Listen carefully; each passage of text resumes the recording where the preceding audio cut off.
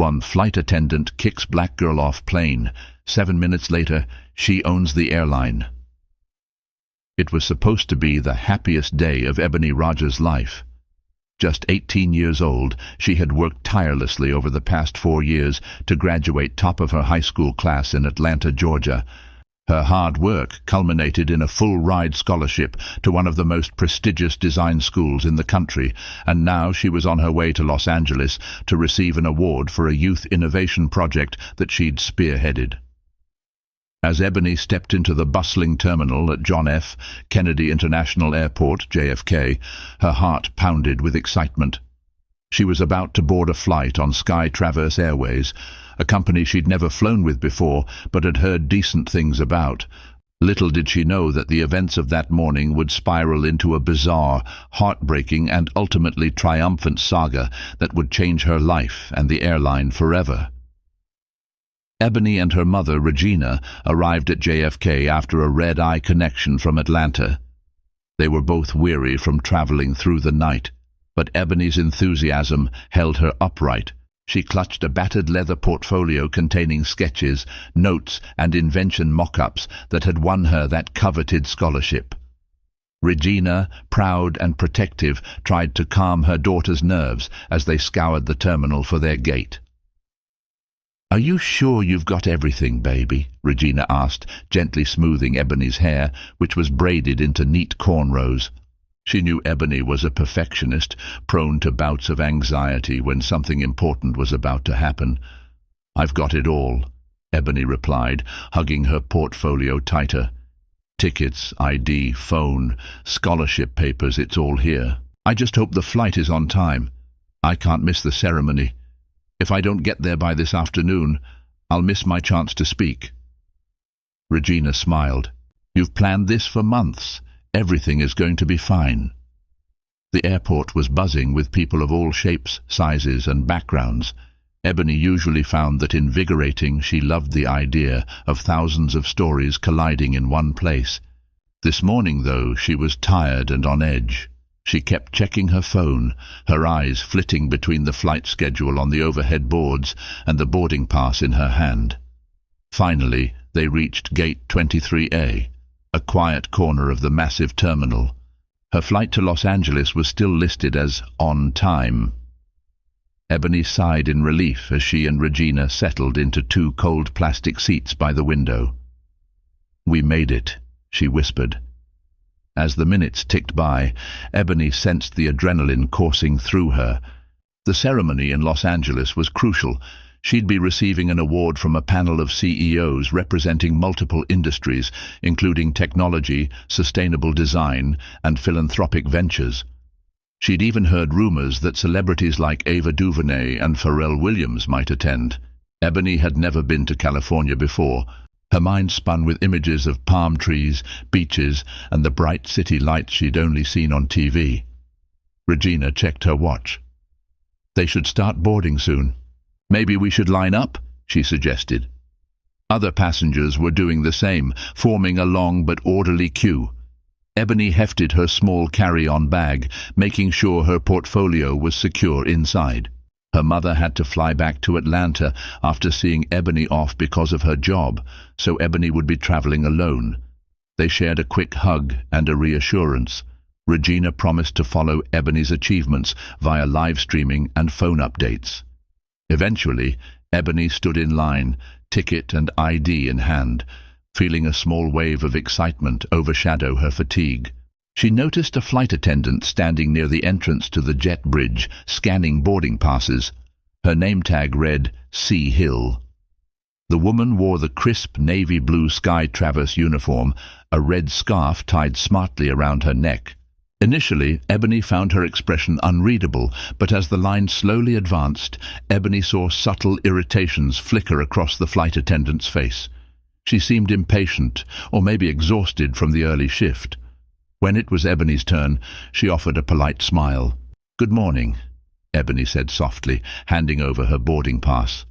The flight attendant barely acknowledged her greeting, scanning the pass with a perfunctory beep. "You're in 12A," she said curtly. Then, spotting Ebony's portfolio bag, she added, "We have limited overhead space. You might have to check that."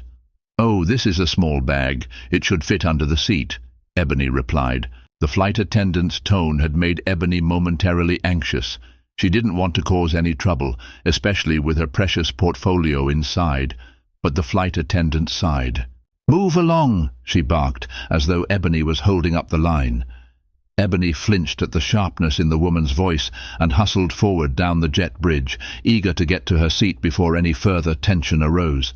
The flight itself was packed. Ebony found her seat next to a window, stowed her small bag under the seat, and clutched the portfolio to her chest, unwilling to part with it for a second. She breathed a sigh of relief, grateful that she'd made it on board with no real problems, apart from the flight attendant's brusqueness. But Ebony was too excited about her journey to dwell on the negativity. She plugged in her headphones, scrolling through her phone for some relaxing music. Moments later, a tall man with a heavy briefcase arrived to claim the seat next to her. He greeted Ebony politely, and she replied with a friendly nod. Just as Ebony was settling in, flight attendant C. Hill reappeared, her eyes scanning the overhead compartments. Her gaze fell on Ebony's row. Ebony noticed the flight attendant's lips form a thin line as she spotted Ebony's portfolio on her lap. "You need to put that item in the overhead bin or under the seat in front of you," she announced, pointing at the portfolio. "It won't fit under the seat," Ebony explained quickly. "It's got delicate items inside. Is it okay if I just keep it on my lap until takeoff? I promise it's not big, and I don't want it jostled." The man seated next to Ebony glanced over at the portfolio, which was about the size of a slim laptop case, definitely not bulky. "It's not bothering me," he said, hoping to smooth things over. The flight attendant's eyes narrowed. "It needs to be stowed. Do we have a problem here?" Ebony felt her heart pound.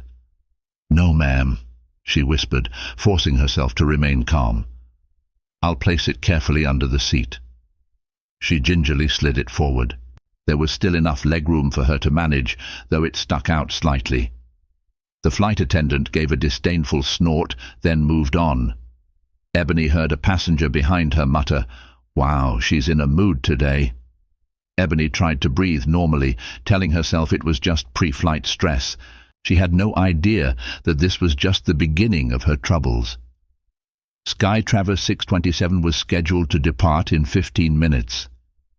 Ebony began flipping through her phone to find the seatbelt demonstration video she'd saved from the airline's website. She was a stickler for safety. She was also curious. Ebony had once toyed with the idea of designing user-friendly safety pamphlets or more engaging in-flight videos as part of her design projects. Lost in thought, she didn't notice the flight attendant returning until the woman was looming over her row again.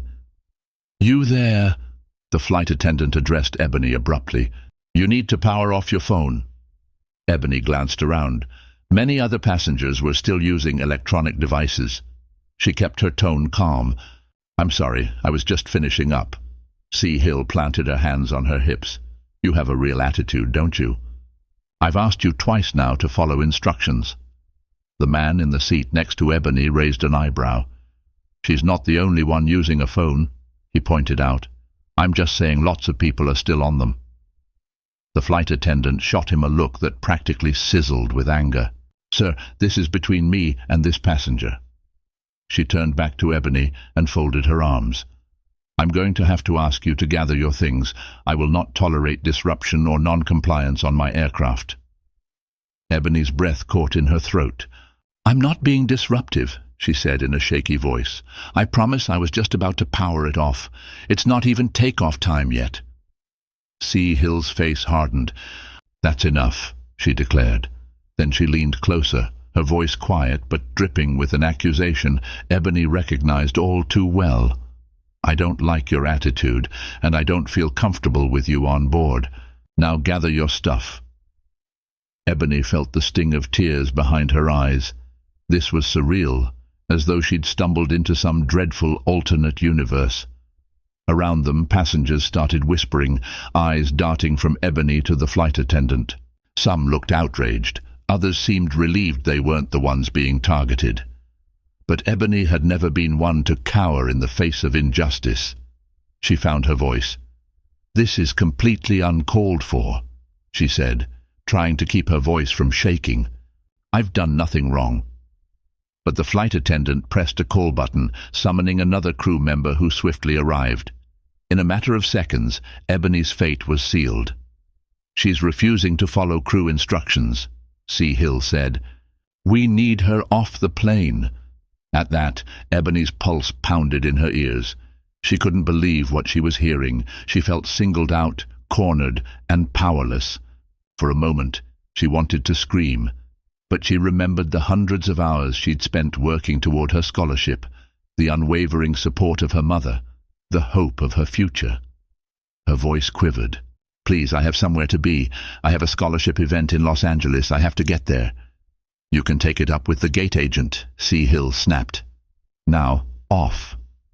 She turned on her heel, not waiting for Ebony to respond. Tears threatened to spill from Ebony's eyes, but she refused to let them fall in front of that flight attendant. An uneasy hush fell over the plane as Ebony unbuckled her seatbelt. Her seatmate tried to intervene. "This is ridiculous. She did nothing wrong," he exclaimed. "Sir, sit down before you're removed too," the flight attendant warned, her voice cold. Ebony clutched her portfolio and slowly made her way down the aisle, aware of the stares of the other passengers. Some averted their gaze, while others watched her with sympathy. Each step felt like a blow to her dignity. She could have argued, but Ebony feared any further protest would make matters worse or get her arrested. Her ticket, her dream, her sense of worth, all felt dangerously fragile in that moment. When she emerged back into the jet bridge, Ebony found a gate agent waiting, confused by the unexpected scenario. Regina, who was moments away from leaving the airport, rushed over as soon as she realized something was wrong. Ebony's eyes finally released a flood of tears, and Regina held her close. "They kicked me off, Mom," Ebony whispered, her voice cracking. "They said I was being non-compliant, but I wasn't. I was just using my phone like everyone else." As Ebony explained what had happened, the gate agent's expression grew troubled. "I'm so sorry," the agent muttered. "I wasn't informed of the details, just that the flight attendant wanted you off." Regina looked at her watch. The flight was scheduled to depart in less than 10 minutes. Ebony's chance to get to her ceremony on time was slipping away. She faced the gate agent, her voice trembling with urgency. "Is there any way to let her back on? My daughter has a crucial event in Los Angeles. She's done nothing wrong." The gate agent gave Ebony a long, sympathetic look, then shook her head. "I don't have the authority to override a flight attendant's decision if they claim the passenger posed a safety risk or was non-compliant. The flight's about to depart anyway, and reboarding would cause a delay." Regina exhaled sharply, anger painting her features. But Ebony simply felt numb, drained of the excitement and hope she'd carried with her that morning. She stared down at her portfolio, the one tangible symbol of her hard work. Could this be happening? Would she miss the biggest opportunity of her life because of one hostile flight attendant? Then, from behind the gate agent, a man in a dark suit approached with urgency. "I couldn't help overhear," he said. "I'm Darius Gray, Vice President of Public Relations for Skytraverse. Is there an issue I can help resolve?" His tone was calm but firm, the practiced neutrality of a corporate mediator.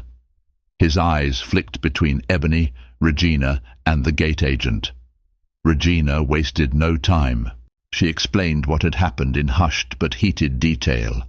Ebony's first encounter with the flight attendant, the tension over the phone usage, the humiliating and sudden ejection from the flight. Darius Gray listened intently, concern clouding his face. "This young lady's scholarship opportunity is time-sensitive," Regina finished, voice trembling with rage and heartbreak. "Your flight attendant singled her out. This is outrageous." Darius rubbed the back of his neck, a gesture of stress. "I understand. I truly apologize for your experience. Let me see if I can get you on the next Skytraverse flight, or possibly arrange something with a partner airline if it'll get you there faster. We do have alliances that sometimes help with last-minute rebookings." Ebony let out a shaky breath. She appreciated the gesture, but she could feel the clock ticking. The next flight might not land in Los Angeles until after her ceremony was over. "Please, if you can find anything that arrives before 3 p.m. local time," Ebony begged. "I can't be late." Darius nodded. "I'll do my best." He glanced at his phone, typing frantically as he walked away from the gate, telling them he'd be in touch momentarily. In the crush of the moment, Ebony recalled that she wasn't just some poor student with big dreams. She was also the daughter of a well-connected entrepreneur. Her father, Edward Rogers, had built his wealth in tech startups and philanthropic ventures. Though Ebony prided herself on earning her own achievements, she knew her father might have resources to help her out of this crisis. She unlocked her phone and dialed him in a panic. "Dad?" Ebony's voice shook. "They just kicked me off the plane for no reason. I'm stuck at JFK. I'm going to miss the ceremony." Edward's voice, calm but urgent, came through the line. "Slow down, honey. Tell me exactly what happened." Ebony recounted the story as best she could through her tears. Edward listened without interruption, and when she finished, his tone was steely. "I'm on it," he said. "Give me a moment to make a few calls." Regina stared at Ebony, a puzzled look on her face. Ebony swallowed her pride. She rarely used her father's influence to solve personal problems, but this felt different. This was a matter of justice and a direct threat to her once-in-a-lifetime opportunity. It wasn't just a cancelled flight or a minor inconvenience. It was blatant mistreatment that cut to the core. Darius Gray returned, tapping frantically on his phone. "The next direct flight is oversold," he explained. "I'm trying to see if I can upgrade someone and shuffle seats around, or if we can partner with another airline that can get you into LAX by 2:30 p.m. He gave Ebony a quick glance. "My sincerest apologies, Miss Rogers."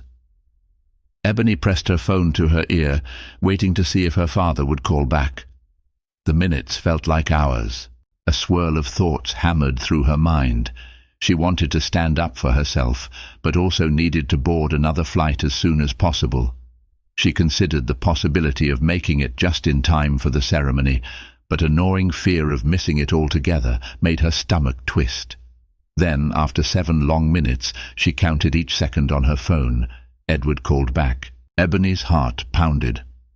"I've just spoken with the CEO of Skyline Ventures," he said, naming one of the major investment groups that had a controlling interest in Sky Traverse Airways. "They've been looking at an injection of capital for the airline, or a potential buyout. I'm an old friend of one of their key investors. We've come to an agreement that if a major share acquisition happens, I'd be included in that group." Ebony blinked, confused by the corporate jargon. "Dad, that's nice, but how does that help me get to Los Angeles today?" Edward's voice was steady, but there was a hint of triumph Ebony rarely heard from him. "It means the people who sign that flight attendant's paycheck now know who you are, Ebony. More importantly, they care about their reputation. If everything goes through, we might have a direct stake in the airline.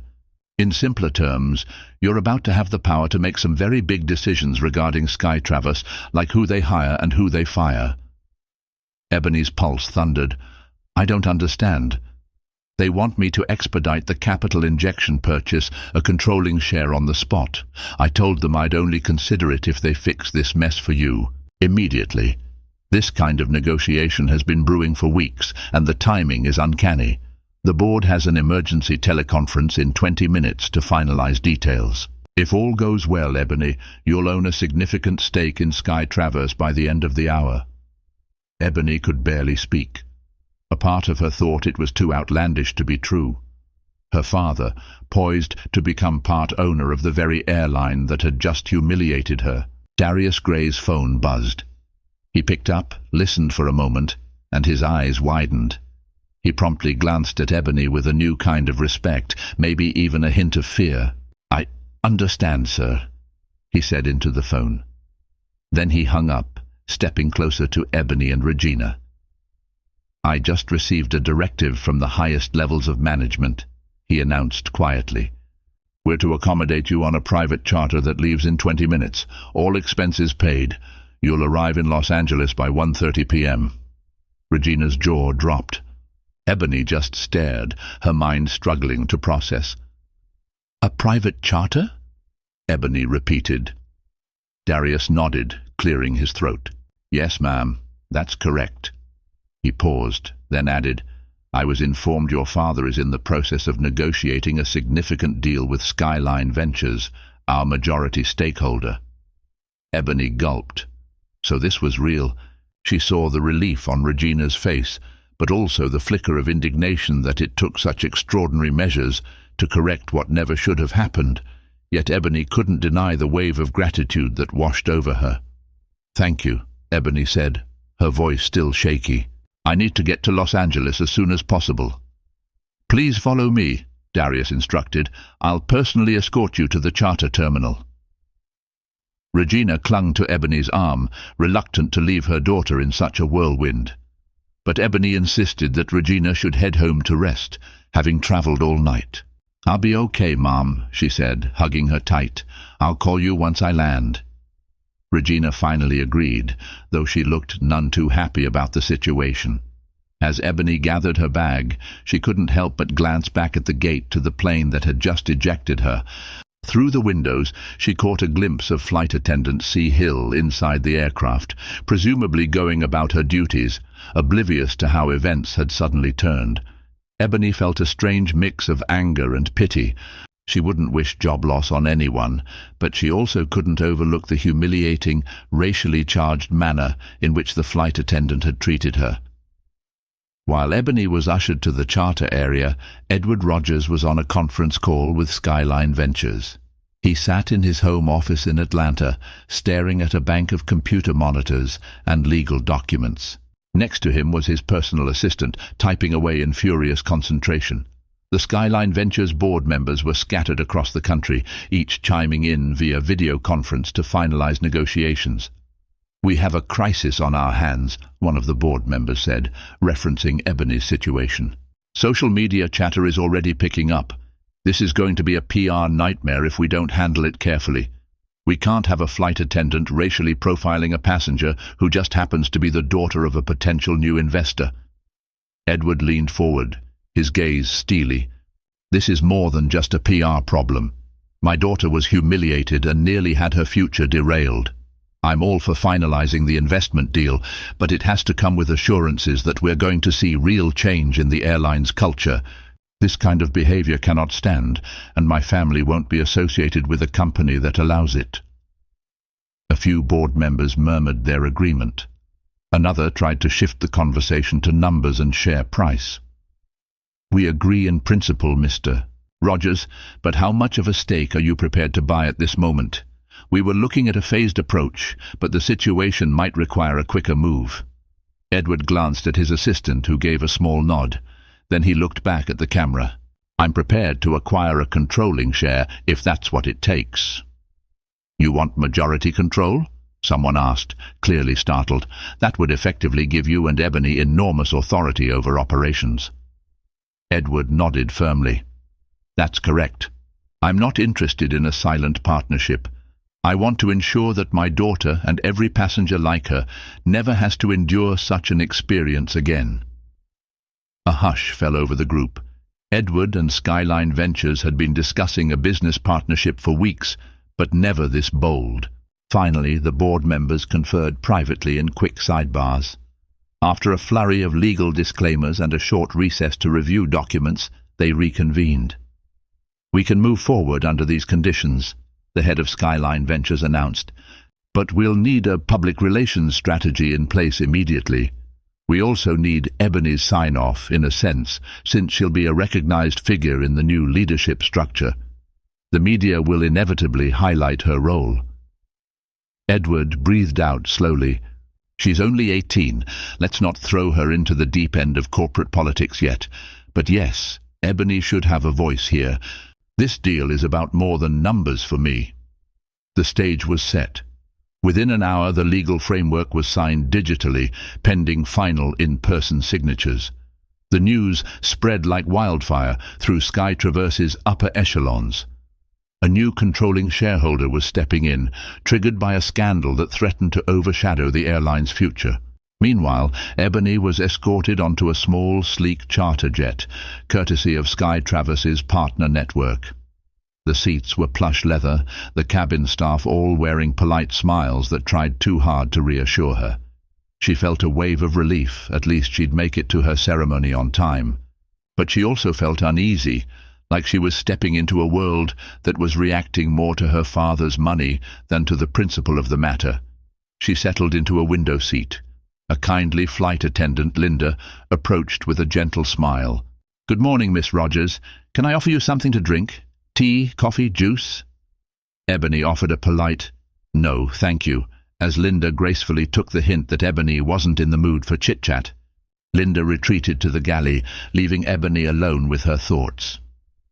She kept replaying the events of the past hour in her mind, the flight attendant's snarling face, the public humiliation, the silent stares from the other passengers, the frantic calls to her father.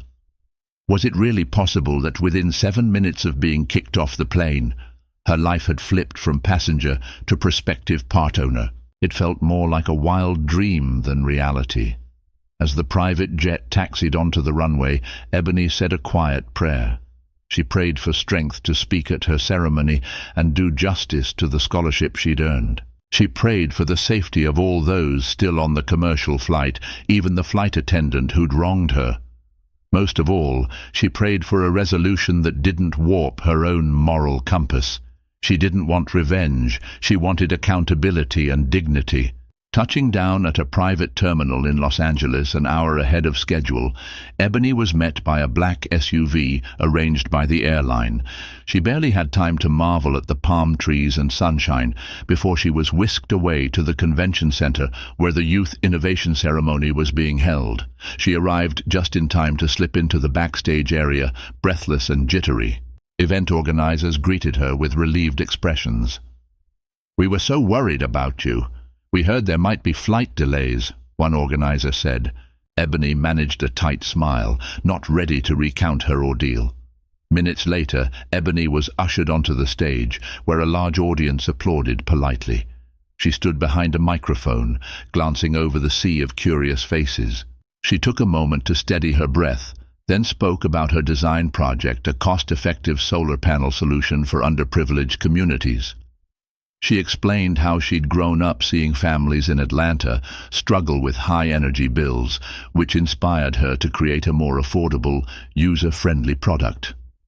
The crowd hung on her words, especially as Ebony, in her measured and earnest tone, highlighted the potential for positive global impact. Thunderous applause erupted when she finished. Ebony felt a surge of emotion, relief, pride, and a lingering sense of shock that she'd made it here at all. Immediately after her speech, she was presented with a plaque and an oversized scholarship check. Camera flashes exploded around her, and she forced herself to smile. Even though she was overjoyed at her accomplishment, she couldn't shake the memory of that humiliating incident. In the back of her mind, Ebony was certain that once the ceremony was over, she'd have to deal with the Backstage, Ebony took a moment to rest. She scrolled through her phone and saw multiple missed calls and text messages from her father, as well as a series of news alerts. Her eyes widened as she skimmed the headlines. Shareholder shocker. Tech entrepreneur Edward Rogers takes controlling interest in Sky Traverse Airways. Allegations of racism spur. Corporate shakeup at major airline teen. Scholar kicked off flight. Father steps in to reform airline. She let out a shaky exhale. This was bigger than she'd imagined. Before she could panic further, her phone rang again. It was her father.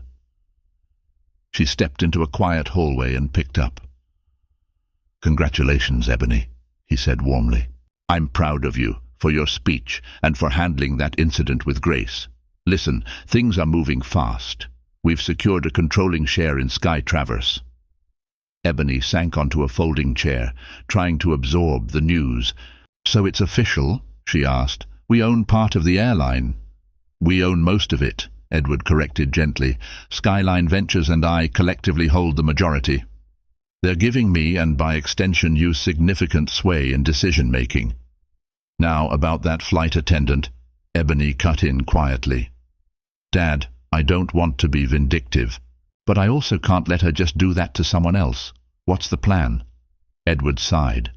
We're scheduling an emergency meeting with the airline's executive leadership in Los Angeles tomorrow. They want you there, Ebony. They've asked if you'd be willing to join a press conference, but I understand if that's too much. The idea of standing in front of a swarm of reporters terrified Ebony. She was only 18, a kid who just wanted to design solutions for environmental and social problems. She'd never imagined stepping into a corporate war zone. But a voice within her whispered that she had a responsibility now, not just to herself, but to others who might face similar discrimination. "All right," she said softly. "I'll do it." That evening, Ebony was provided a luxurious hotel suite, courtesy of Sky Travis. She gazed at the city lights of Los Angeles through floor-to-ceiling windows, her mind a storm of conflicting thoughts. In one sense, she was thankful to have the resources to right such a wrong. On the other hand, the entire ordeal reminded her of stories her grandfather used to tell, how easily a black person could be singled out and persecuted with little recourse. She recalled a memory from grade school when a teacher refused to let Ebony join the advanced science club because the teacher assumed Ebony wouldn't fit in. That incident lit a fire under Ebony to excel academically, proving any doubters wrong. Now she had been humiliated on a grander stage, but she also had the power to shape change. Sinking into an oversized armchair, Ebony flipped open her portfolio, the same one that flight attendant had insisted she stow away. She ran her fingers over the pages of sketches and data that had become her life's work, her sense of identity. A wave of resolve washed over her. She wouldn't waste the chance to speak out. She might be young, but she had a voice, and now a platform. She spent the rest of the night drafting notes for the press conference, focusing on the bigger issues of discrimination, corporate accountability, and the importance of ethical business practices. Before finally crawling into bed, Ebony allowed a small smile. In less than 24 hours, her life had been flipped upside down, but maybe, just maybe, it was leading somewhere important. The next morning, Ebony met her father in the lobby of the hotel.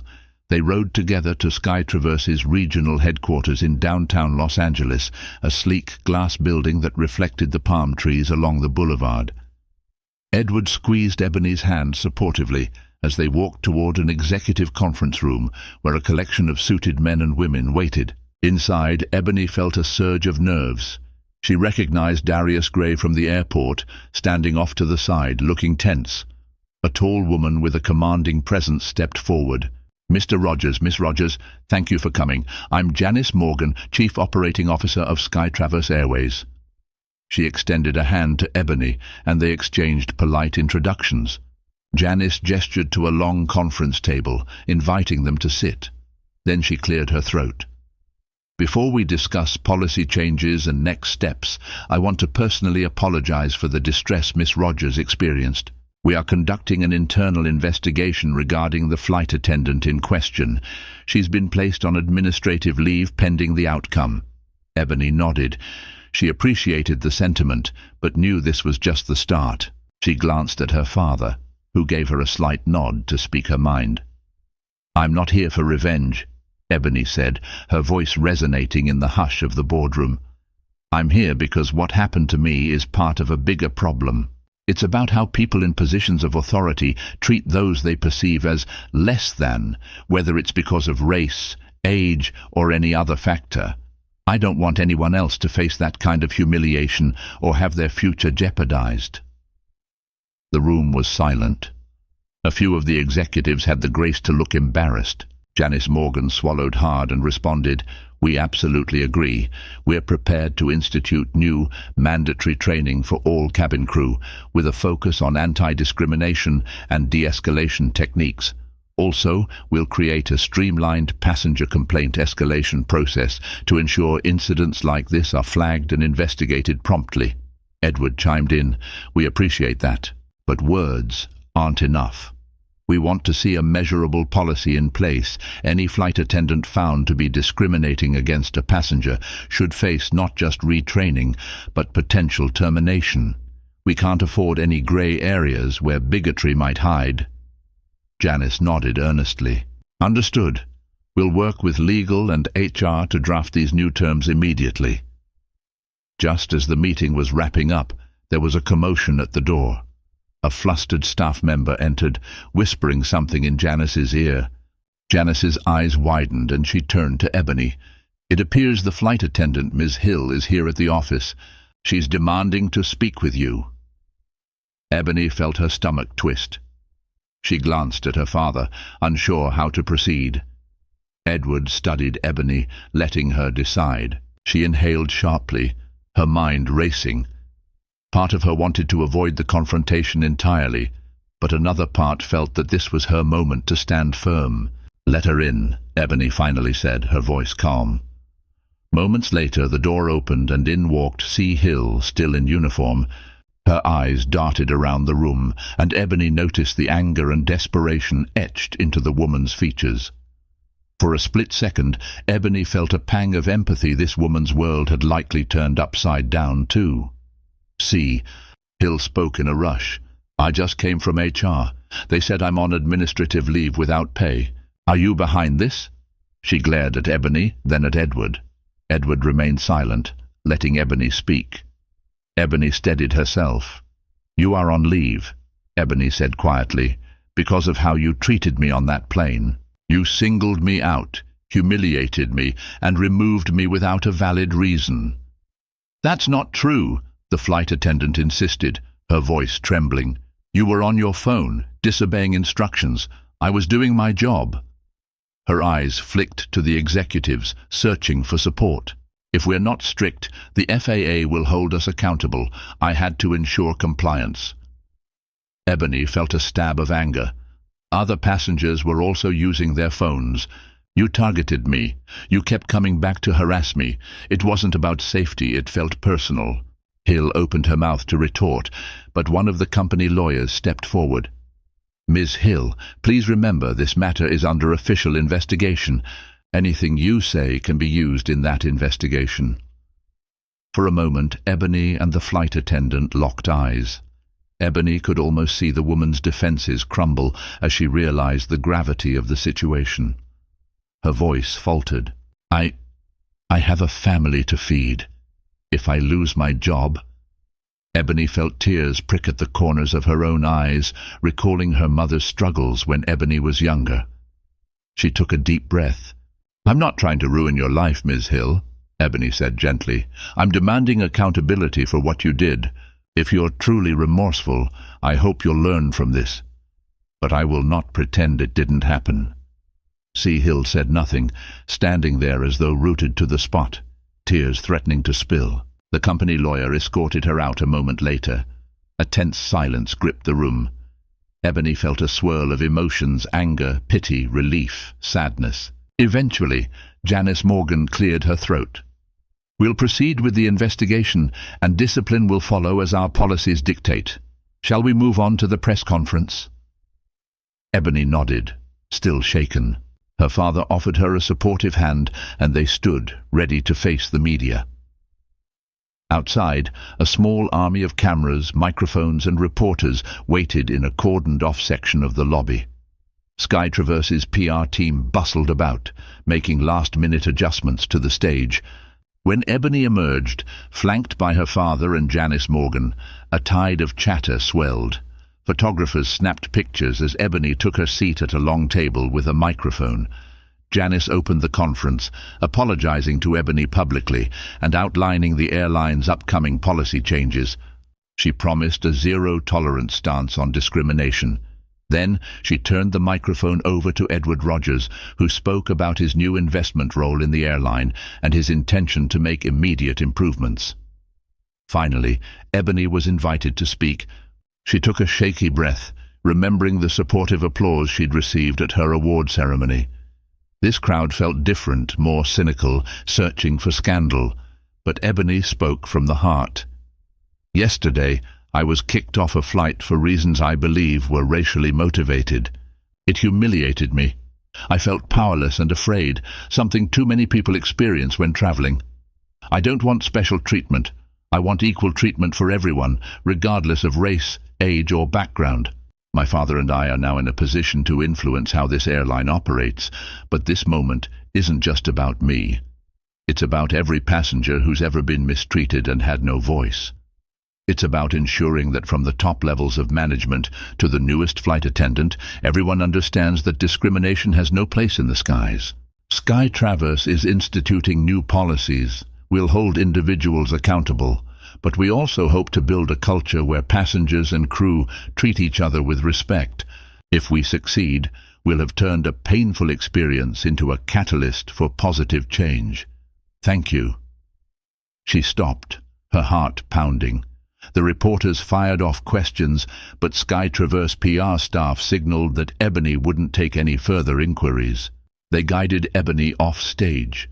As Ebony walked away, she heard the roar of cameras and hushed speculation behind her.